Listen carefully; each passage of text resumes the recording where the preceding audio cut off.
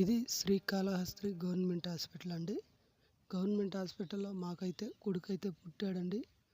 చాలా సంతోషంగా మేము 3 రోజుల తర్వాత డిశ్చార్జ్ కూడా అయ్యాము. ఇంటికెళ్ళిన నెల రోజుల తర్వాత మా బాబుకి బాగలేకుంటే సీరియస్ అయిపోయాడు. మేము తిరుపతి వెళ్ళాల్సి వచ్చిందండి.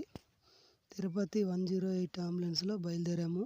చిన్నపిల్లల వార్డుకైతే మేము చేరుకున్నామండి. వెళ్ళేసరికి నైట్ 11 అయితే అయ్యిందండి. అంత రాత్రి సమయంలో కూడా డాక్టర్స్ మాత్రం ఎటువంటి రిస్క్ లేకుండా చిన్నపిల్లలను చాలా బాగా అయితే చూసుకున్నారు. మమ్మల్నే కాదు, చాలామంది పిల్లలను కూడా అది చాలా బాగా నచ్చిందండి నాకు. అడ్మిట్ అయిన తర్వాత మా బాబుకి ఎలా ఉందని నేను అడిగానండి. ట్రీట్మెంట్ అయితే స్టార్ట్ చేశాం కదా, మార్నింగ్ పెద్ద డాక్టర్స్ వస్తే చెప్తారు అని చెప్పారండి.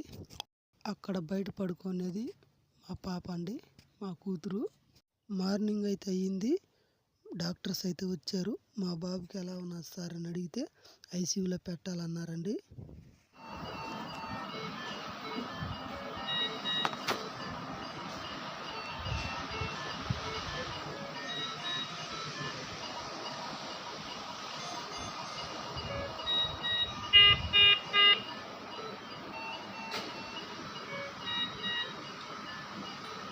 హాస్పిటల్లో మేము మొక్కని దేవుడు లేదండి.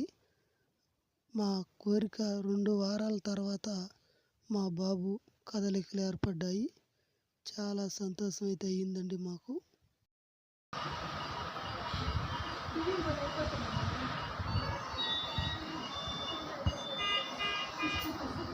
మేము ఇప్పుడు హాస్పిటల్లో 4th వార్డులో ఉన్నామండి.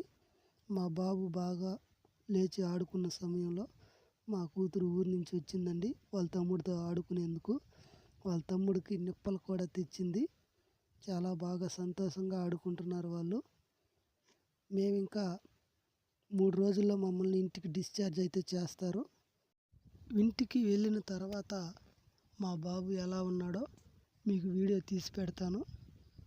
తిరుపతి రుయా హాస్పిటల్ చిన్నపిల్లల వార్డు దయ వల్ల మా బాబు చాలా సంతోషంగా అయితే ఉన్నాడు. చూడండి, ఇంటికి వెళ్ళిన తర్వాత వీడియో ఇది.